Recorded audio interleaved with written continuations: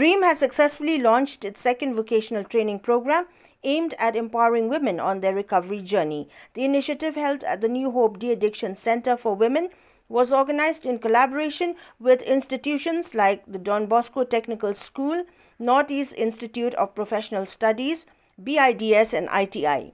The program saw enthusiastic participation from the residents of the De-Addiction Center, who engaged in various skill-based training sessions. These included beauty therapy, bakery and confectionery, electronics repair, driving and mechanics, culinary arts, embroidery and weaving, wire work and surveying, among others. In addition to hands-on skill development, the program introduced participants to overseas employment opportunities, particularly in Japan and Germany, where skilled workers are in demand. Information on free state-sponsored training programs was also shared, providing valuable insights into career growth and entrepreneurship. Bun sap ki bun ki jat sap lada ki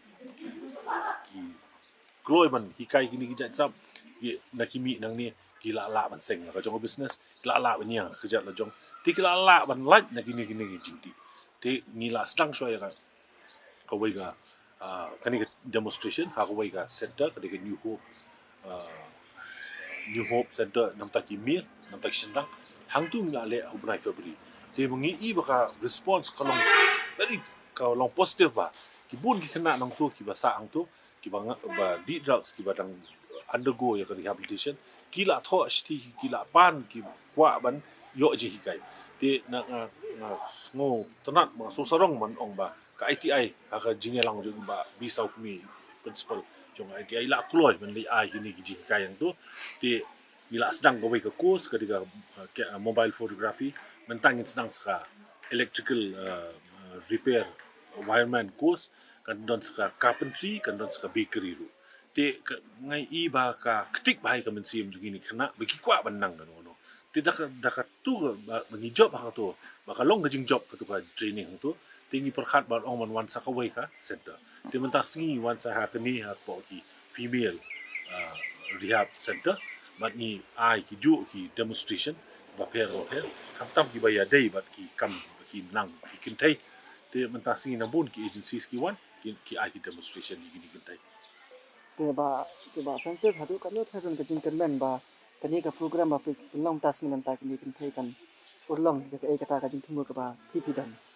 ka ngai I ka ngai yo men sim na ka to bangi le ha ni ka training bangi ai demonstration ki ni sindang tu ba pun ki kena ma arpo arsangut ki tho bagi kwa banang ki jat bagi jingnang ba per dagi la ui ni demonstration te ngai I nga sungo ba kadega ka ba mentoi ba mat na try ka ban sai so ba te na kata daw ni so wan lam ni ban na net scam maka ni kan mi so ka jing thu chu ni la nang ila pen kala iwe nei arngut ru man kala sa ban im biang ni khai jing im ka ba bet ka ba yu ban im mala ban yeng hala ki jat la jong kata ka di jing job khrau nam ta jungi nam ta ka soka